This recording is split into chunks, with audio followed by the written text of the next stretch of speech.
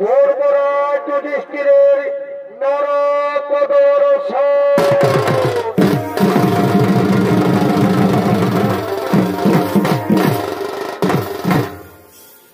তাই ওদিকে presented by Purulia Class. কেউ কবলের হয়ে যুদ্ধ করছে, আবার কেউ পাণ্ডবদের হয়ে। সেই যুদ্ধে শত শত মহাবীর যোদ্ধা প্রাণ আহুতি দিয়েছে। আর সেই যুদ্ধে জয় হয়েছিলেন পঞ্চ পাণ্ডবগণ।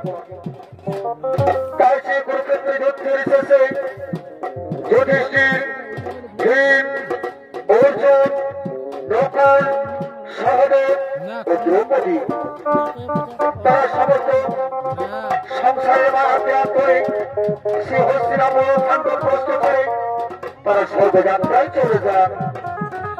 কিন্তু স্বর্গযাত্রা যাওয়ার সময় সময়ের পর্বত থেকে পড়ে একে একে সকলে মৃত্যুবরণ করেন। তাই তো এবার স্বর্গে গিয়েছিলেন সেই ধর্মরাজ যুধিষ্ঠির। তাই ওদিকে সমস্ত দেবগণ সঙ্গে শ্রীকৃষ্ণ ও সঙ্গে রয়েছেন ওই স্ত্রীরাজ যুবরাজ দুর্যোধন। তাদের আগমন করছেন সেই স্বর্গ উপরের দিকে।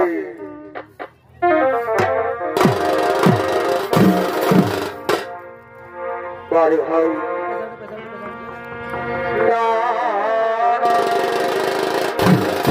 চমৎকার ভাই সর্বপুরে আর কি হলো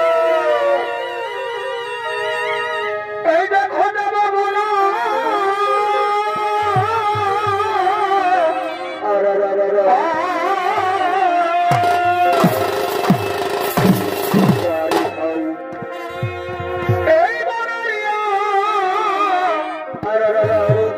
আনন্দে দেখা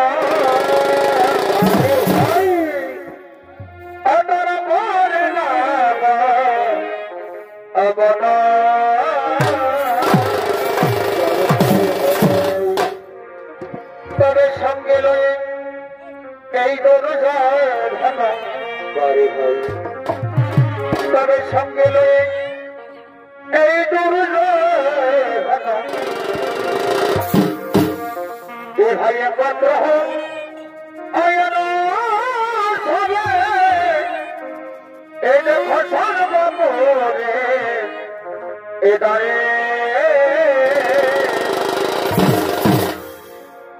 তবে সঙ্গে লই এই দরজার ভাঙা বাড়ি ভাই, এই সঙ্গে লই এই দরজার ভাঙা এ ভাই একমাত্র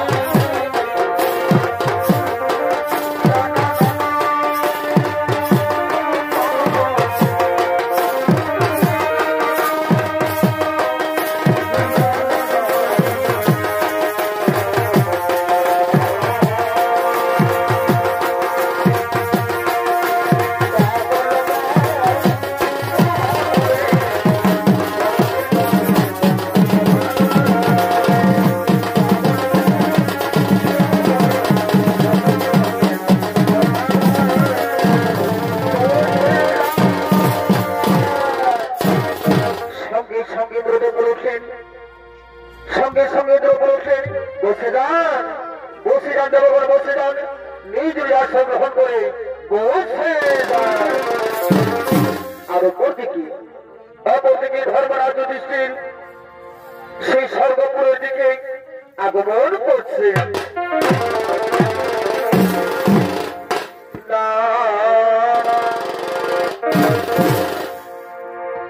ভাই খুশি রবি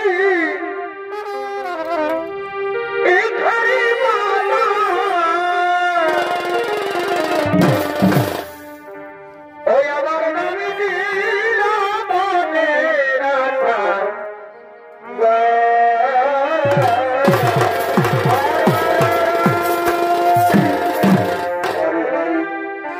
ভাই ধরে রবি বারে ভাই চমৎকার ভাই ওই আমার নামি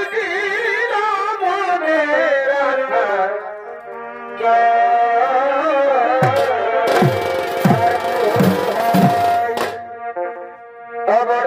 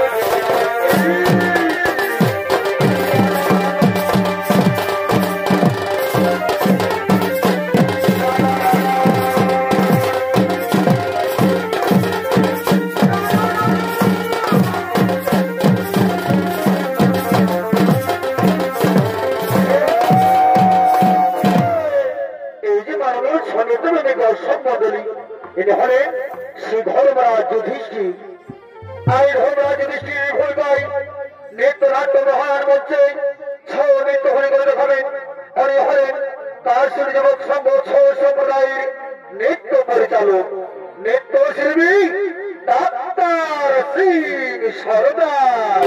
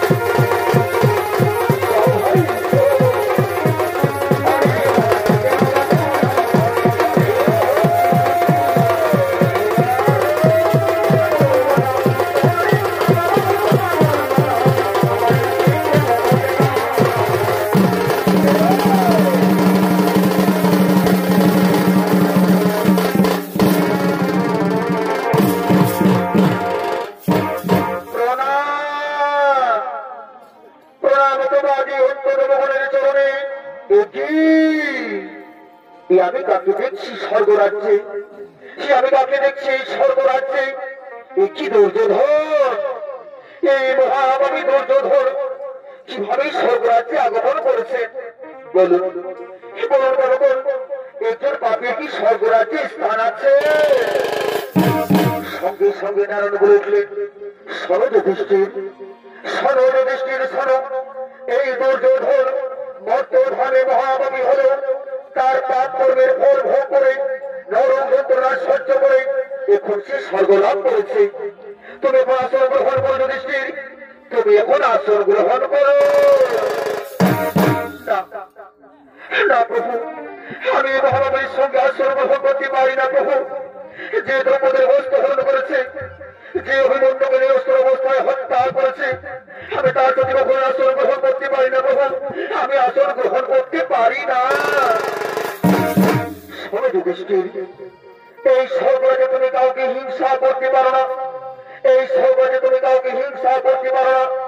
দুর্যোধন সে তো তোমার নিজের ভাই, তুমি তাকে গ্রহণ করো যুধিষ্ঠির, তুমি তাকে গ্রহণ করো। না প্রভু, আমি তা পারি না প্রভু, আমি তা পারি না। যদি স্বর্গরাজ্যে দুর্যোধন থাকতে পারে, তবে আমার ছোট্ট ভাই ভীম, অর্জুন, নকুল, আমার দ্রৌপদী এরা কোথায়? বাকি সমস্ত পাণ্ডবেরা কোথায় প্রভু? বললো প্রভু, বাকি সমস্ত পাণ্ডবেরা কোথায়? শোনো যুধিষ্ঠির, শোনো যুধিষ্ঠির, ওরা এখন নরকে রয়েছে। কি প্রভু, নরকে রয়েছে? কেন প্রভু, কেন? এ তো অন্যায় প্রভু, এ তো অন্যায়। এই মহাভাবী দুর্যোধন যদি স্বর্গরাজ্য লাভ করতে পারে, তাহলে পাণ্ডবেরা কেন পারে না প্রভু? তাহলে পাণ্ডবেরা কেন পারে না? ওরে যুধিষ্ঠির, মানব জীবনে সকলে কিছু না কিছু পাপ করতে পারে, তাই তো আর সে পাপের জন্য সকলকে বা নরকে যেতে হয়। কি প্রভু, কি প্রভু, তবে আমি স্বর্গরাজ্য থেকে কি করবো প্রভু? আমিও নরকে যাবো প্রভু, আমি দেখতে চাই আমার সমস্ত ভাইরা কেমন আছে প্রভু, আমিও সেই নরকে যেতে চাই। তবে তাই খুবই যুধিষ্ঠির, তবে তাই খুবই, তুমি সেই নরক দর্শন করে এসো। আমি এক্ষুনি দেবদূত থেকে পাঠাচ্ছি, তোমার সঙ্গে তারা সেই নরকে গমন করবে। কোথায় কোথায় দেবদূত? এই মতো তুমি মন সন্ন্মুখী করো।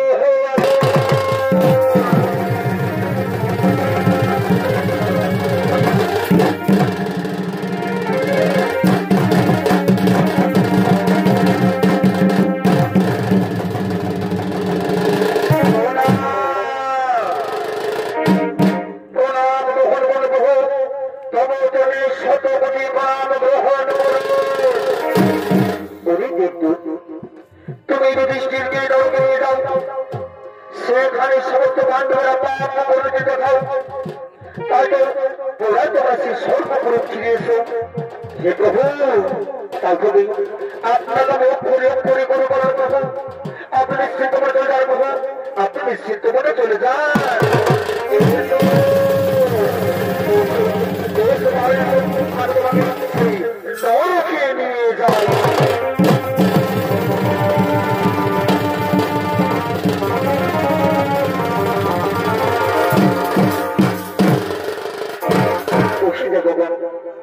সেবক চলো এ প্রাণ সেই নিজের যে আরে করি গমন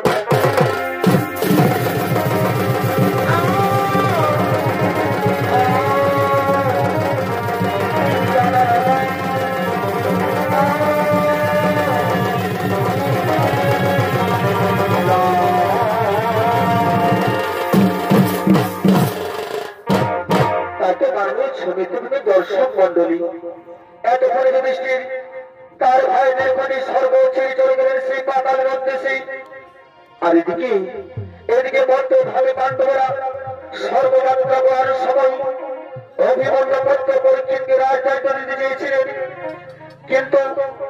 কিন্তু পরীক্ষিত নাম রক্ষা করার সত্ত্বেও সেই যুদ্ধে রাষ্ট্রের ঔরজত সন্তান যদুচ্ছকে সে রাজদায়িত্ব দিয়ে যায় কিন্তু তার রাজ্যে দিন দিন অন্যায় অপেক্ষার কার্য হত্যাময় হয়ে ওঠে হিংসাময় তিনি জীবনকাল থাকে প্রজারা শুধু প্রজাদের মনে নয় সমস্ত রাজ পরিবারের মধ্যে অহংকার জন্ম নেই তাকে রাজ পরিবারের সমস্ত রাজকন্যার নৃত্য দিন সরাপান করে পান ছাড়াই আক্রমণ হতে থাকে তাই তখনই নৃত্য দিনের মতো আজকেও সমস্ত রাজকন্যারা চলে চলেছেন সেই পানশালার দিকে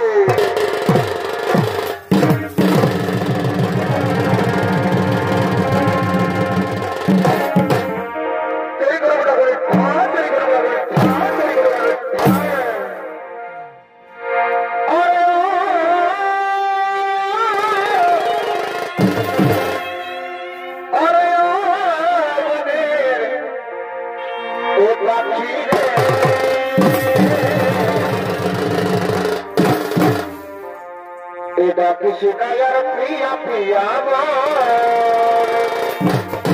বাবা এ বলে এটা কৃষ্ণায়ার প্রিয়া প্রিয়া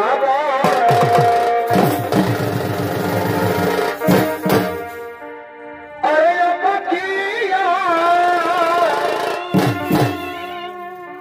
এই বড় কথা শুনিয়া আচ্ছা আচ্ছা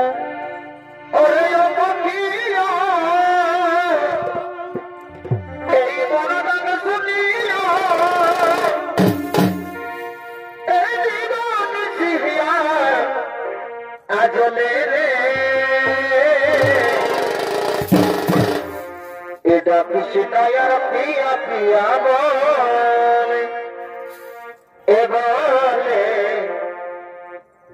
কৃষ্ণায়ার প্রিয়া প্রিয়া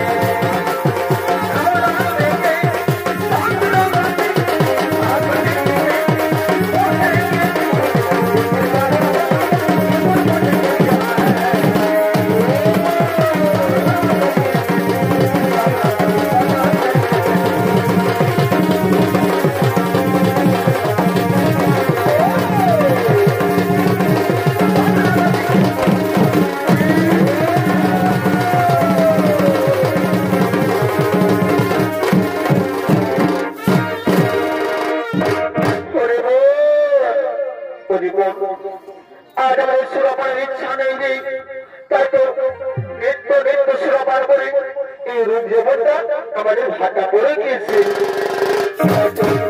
হায় না বলো, আমরা আজকে কি খেলা খেলবো? এই রাস্তা দিয়ে যে প্রথমে বেরোবে তার কাছ থেকে আমরা ওরাদাই করবো। হে দিদি, তুমি ঠিক কথাই বলেছো দিদি। তবে দিদি, যদি মহারাজ এই কথা জানতে পারেন এই ওরাদাই করছি বলে, তাহলে কি হবে দিদি? ওরে বোন, এই কোরাজার কথা একটা কাক পক্ষেও টের পাবে না।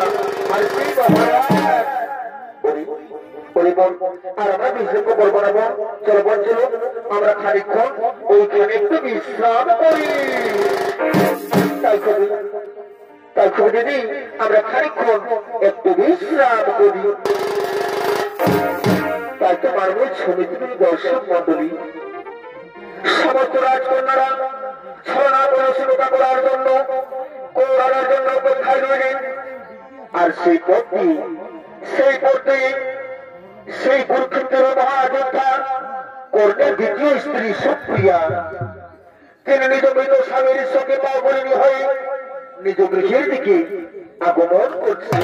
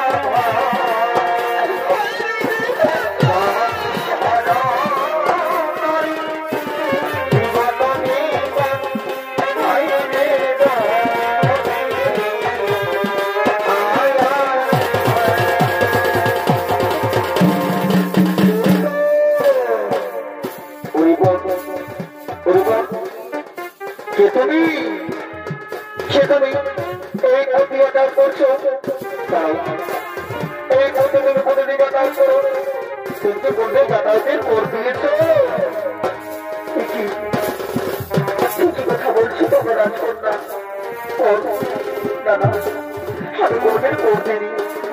তুমি তো এই রাজ্যেরই একজন বাসিন্দা, তবে কেন আমায় রাজ্যে কর দিতে হবে? তুমি কি জানো না? তুমি কি জানো না? তুমি রাজ্যের হো বা অন্য রাজ্যের হো, তোমাকে কিন্তু আমাদের কর দিতেই হবে। কি বলছো তোমরা? কি বলছো রাজকন্যা? তোমরা ভাগিনী রাজ্যের স্ত্রীর কাছে তোমরা কর দেবে? তোমরা তোমরা ভাগিনী রাজ্যের স্ত্রীর কাছে তোমরা কর দেবে? তুমি অঙ্গরাজ্যের স্ত্রী? তুমি অঙ্গরাজ্যের স্ত্রী? ওরে বাবা, সেই অঙ্গরাজ্যে যে গৌরবের পক্ষে যুদ্ধ করেছিল, সেই অঙ্গরাজ যে গৌরবের পক্ষে আমাদের পিতা বলে বড় পাঠিয়েছিল, সমস্ত ধ্বংস করে পরিকল্পনা করেছিল, তার স্ত্রী তুমি? এই তারিখে ছেড়ে দেওয়া চলবে না। আমাদের পিতা হল অত্যাচার প্রতিশোধ নেব আমরা, আমাদের পিতা হল অত্যাচার আমরা চরম প্রতিশোধ নেব। তুমি কি কোথায় বলেছো? আমরা আমাদের পিতা ভুল চরম প্রতিশোধ নেব দিদি, আমরা আমাদের পিতা ভুল চরম প্রতিশোধ নেব।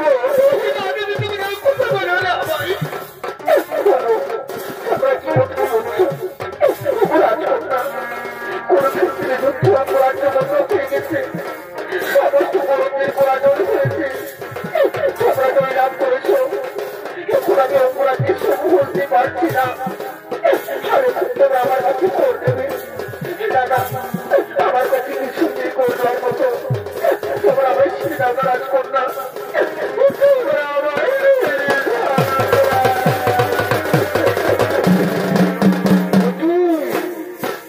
নেই বললে আমরা জানি না, নেই বললে আমরা জানি না। তুমি আমাদের করতাও নতুবা এই রাজ্য থেকে তুমি হয়ে যাও।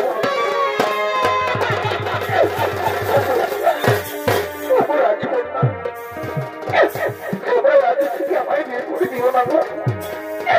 এই রাজ্য থেকে আমি কোথায় চলে যাবো? রাজকন্যা, তুমি ঠিক আছে, তাই করবে। আমি নবরী শিক্ষি করবো, সেই শিক্ষা করে আমি যা উপার্জন করবো, আমি তোমাদের সেই উপার্জনই আমি তোমাদের করে দেবো। তাই তো নগরবাসী, মায়েরা, রাজ্যে থাকার জন্য আমায় কর যেতে হবে। সেই কোমর মিথ্যার খেলা বলো না গো, আমি অস্ত্র করতে পারি।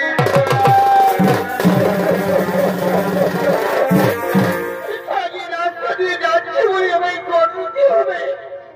আজ আমি করে জোর করে তোমাদের কাছে বিনতি করে আমি ভিক্ষা চাইছি, করের জন্য আমায় ভিক্ষা দাও, করের জন্য আমায় ভিক্ষা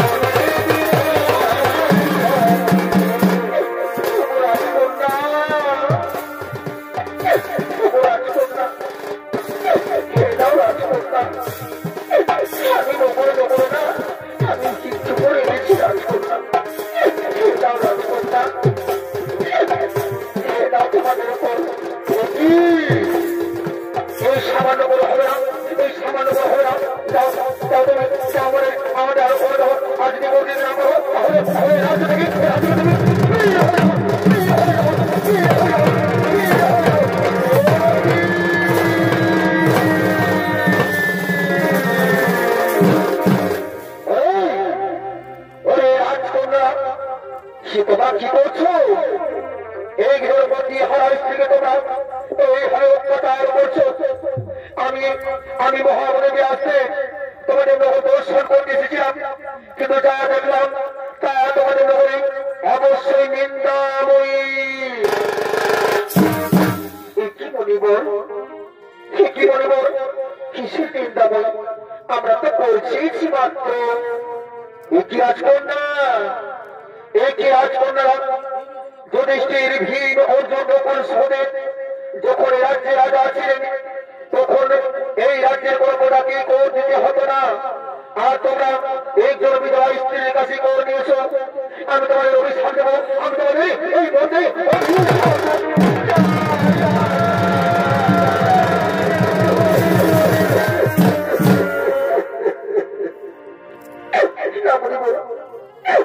আমাদের মনিব জেনে বসে আমরা অনেক বড় ভুল করেছি মনিব। আমাদের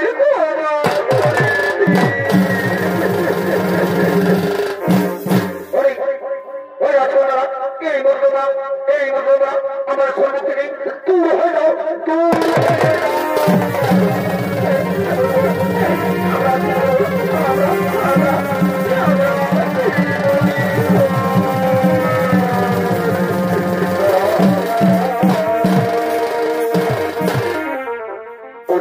সুপ্রিয়া, তুমি আর কন্দন করো না মা, তুমি আর কন্দন করো না।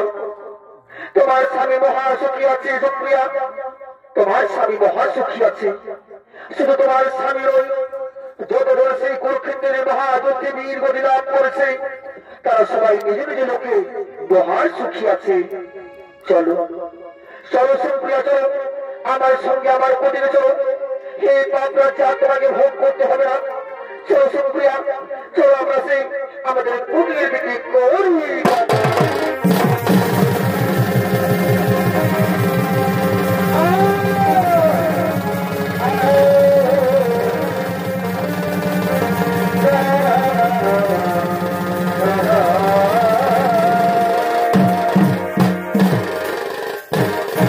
তাই মাননীয় সমিতি তুমি দর্শক মন্ডলী, ওদিকে ভীম অর্জুন নকুল সহদেব ও দ্রৌপদী সেই সময়ের পর্বত থেকে পড়ে একে সকলে মৃত্যুবরণ করেছেন।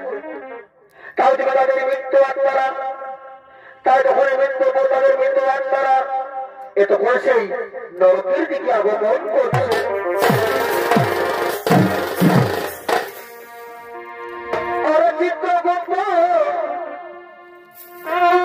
এই লিখেছেন খাতা,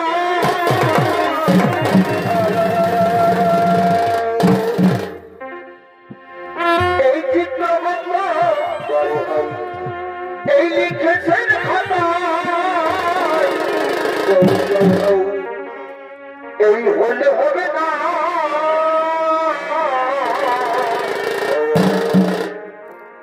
এই শেষ বিচারের হাই করলে ও কিলি মেলে না,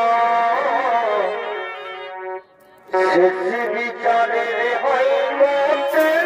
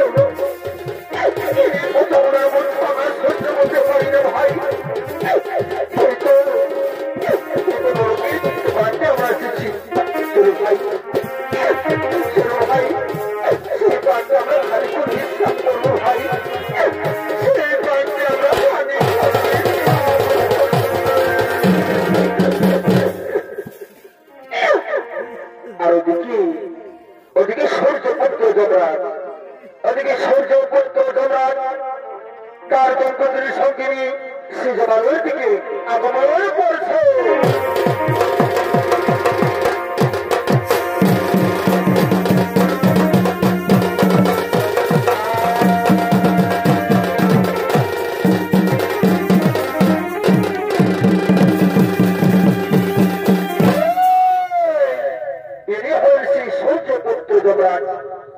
সম্রাটার দণ্ডগণ আর এই দণ্ডনের ভূমিকায় নৃত্য হবে আপনাদের মহামঞ্চে হলেন ওস্তাদ দীপক সিং সর্দারের দুই ভাই, দুই দরজ নৃত্যশিল্পী নৃত্যশিল্পী সঞ্জীব সিং সর্দার ও সৌর্য সিং সর্দার।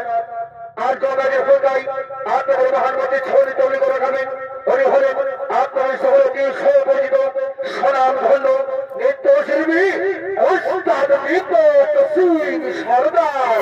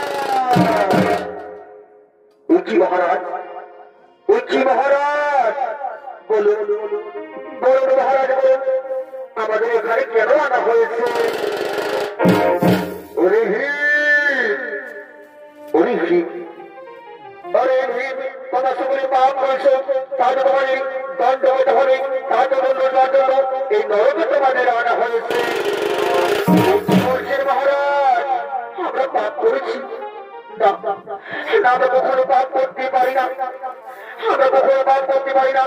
আমরা সবসময় সত্যের পথে চলেছি, সত্যকে আমরা গ্রহণ করেছি, তাই তো আমরা কখনো পাপ করতে পারি না মহারাজ, আমরা কখনো পাপ করতে পারি না।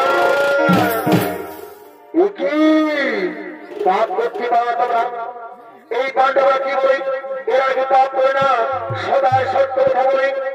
চিত্রগুপ্ত কোথায়? চিত্রগুপ্ত এই বর্তমান সম্মুখী অরহরা করব।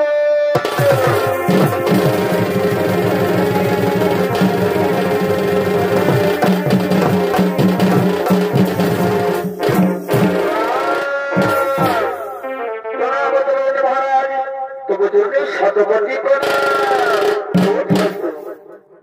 চিত্রগুপ্ত, তুমি তোমার খাতা থেকে বলো চিত্রগুপ্ত, এই পঞ্চ পাণ্ডবের মধ্যে দ্রৌপদী কি পাপ করেছে সেই বর্তমানে? মহারাজ মহারাজ এই দ্রৌপদী পঞ্চ পাণ্ডবের স্বামী হওয়া সত্ত্বেও সবথেকে বেশি ভালোবাসত অর্জুনকে, তাই তো এই অসৎ ভালোবাসায় হয়ে তার অপরাধ, এই অসৎ ভালোবাসা হয়ে তার মহাপাপ।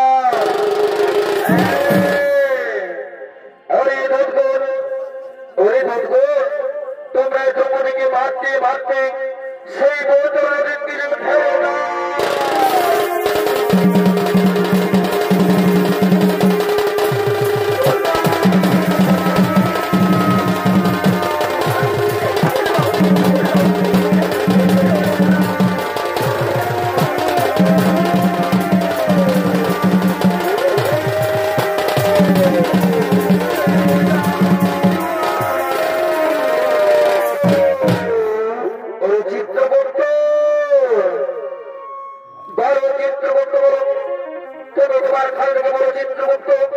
এই সহজে কি পাপ করেছে মহারাজ? মহারাজ এই শহরে সবসময় নিজের জ্ঞান অহংকার করত মহারাজ, নিজেকে সর্বজ্ঞানী বলে ভাবত। এই ত্রিভুবনে কেউ সর্বজ্ঞানী নয় মহারাজ, এই সর্বজ্ঞানী ভাবার মহাপাপ করছে সহজে। তাই বলুন মহারাজ এই সহজে কি শাস্তি দেওয়া হবে?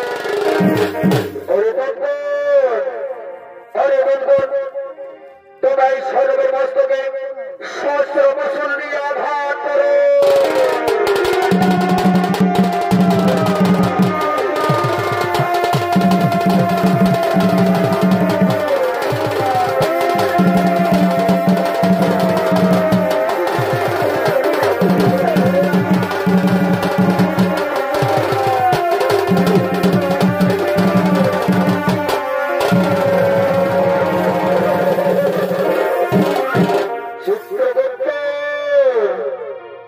এবার তুমি তোমার খানে থেকে বলো চিত্রগুপ্ত এই নকুল কি পাপ করেছে বর্তমানে? মহারাজ মহারাজ এই নকুল নিজের রূপ যৌবন নিয়ে অহংকার করতো মহারাজ, নিজেকে সব থেকে বড় রূপবান ব্যক্তি হিসেবে গণ্য করতো, তাই তো এই রূপবান ব্যক্তি গণ্য করে তার মহান অপরাধ। বলতো মহারাজ একে কি শাস্তি দেওয়া হবে? ওরে দুর্গুণ, ওরে দুর্গুণ, তোমরা এই নকুলকে শিমুর গাছে বেঁধে ব্যত্রাঘাত করো।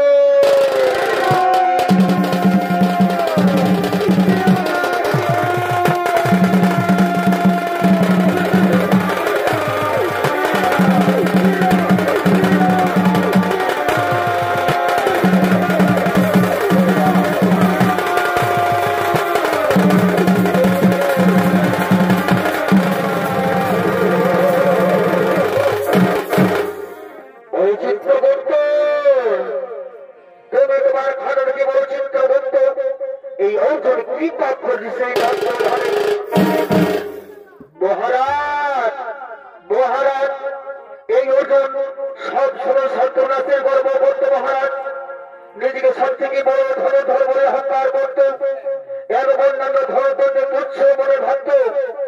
এই অর্জনের কারণে এক লক্ষ বড় ধনুধর হতে পারেনি মহারাজ, এক লক্ষ বড় ধনুধর হতে পারেনি।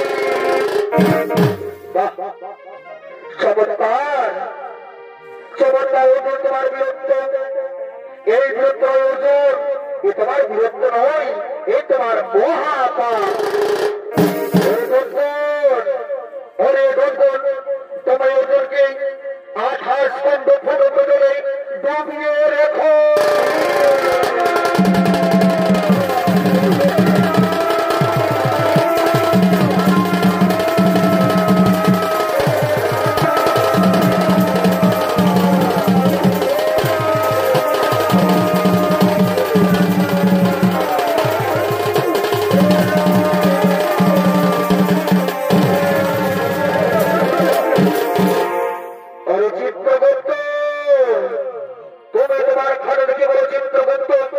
এবার ভীম কি পাপ করছে সেই মন্ত্র ধারে মহারাজ মহারাজ এই ভীম নিজের খোদা নিবারণের জন্য আর পাঁচজনের খোদার কথা চিন্তা করতেন না মহারাজ। আর কেউ খোদা তো থাকলো তার কথা কখনো ভাবতেন না, শুধু নিজের ওদের মন্দির কথা সবসময় মনে ভাবতেন মহারাজ, সবসময় নিজের কথাই মনে ভাবতেন। ও তাই তো ওরে গর্গণ, ওরে গর্গণ, তোমরা ভীমের শরীরে সমস্ত বড় বড় হাদণ্ড ঘাত করে তাতেও যদি না হই তবে উল্টো দিক থেকে আড়ি দিয়ে আঘাত করো।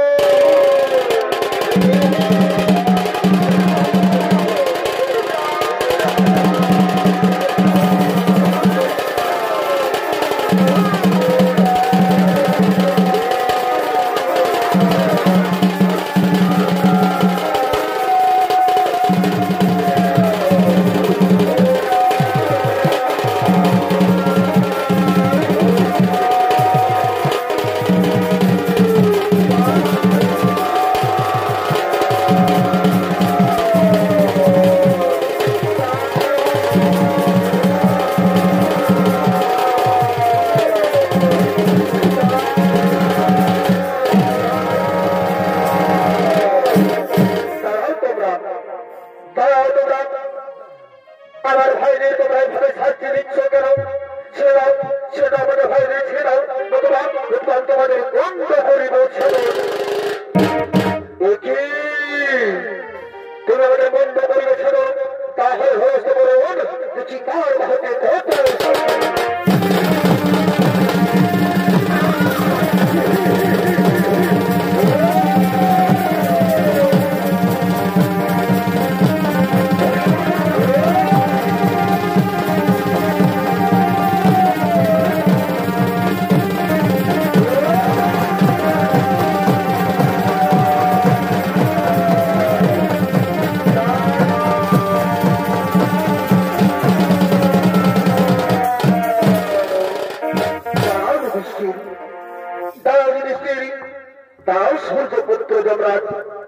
তোমরা যুদ্ধ করো না, তোমরা তোমাদের যুদ্ধ বন্ধ করো। সঙ্গে সঙ্গে যুধিষ্ঠির বলে উঠলেন, মহাদেব আমার সম্মুখে আমাদের ভাইয়ের রক্ষণ আমি সহ্য করতে পারি না, এত বাধ্য হয়ে আমি রণ করতে বসেছি। সঙ্গে সঙ্গে যমরাজ বলে উঠলেন, মহাদেব আমি আমার গর্ব করছি মাত্র মহাদেব, সেটা আমার কিছুই অপরাধ নেই। সঙ্গে সঙ্গে দেবাদিদেব মহাদেব বলে উঠলেন, বুঝেছি বলেছি, ওরে যুধিষ্ঠির, ওরে যমরাজ, তোমরা তোমাদের যুদ্ধ বন্ধ করো, তোমরা তোমাদের যুদ্ধ বন্ধ করো। ওরে যুধিষ্ঠির, তোমার ভাইয়ের সকলে পাপ কাজ করেছিল বলে তাদের নরক যন্ত্রণা ভোগ করতে হয়েছে। এর আগে কৌরবেরা নরক যন্ত্রণা ভোগ করে স্বর্গযজ্ঞ দেখছেন, তাতে এবার তোমরা নরক যন্ত্রণা ভোগ করে তোমরা সেই স্বর্গের দিকে আগমন করবে। ওরে যুধিষ্ঠির, তুমি কুরুক্ষেত্রের মহাযুদ্ধে, তুমি সেই কুরুক্ষেত্রের মহাযুদ্ধের সময় মিথ্যা কথা বলেছিলে, তাই তো তোমাকেও নরক যন্ত্রণা দর্শন করতে হলো। মনে রেখো, যে পাপ করবে তাকেই নরক যন্ত্রণা ভোগ করতে হবে। তাই তো তোমাদের নরক যন্ত্রণা ভোগ করা হয়ে গেছে। এবার তোমরা এবার চলে সেই স্বর্গপুরের দিকে আমরা করবো গমন।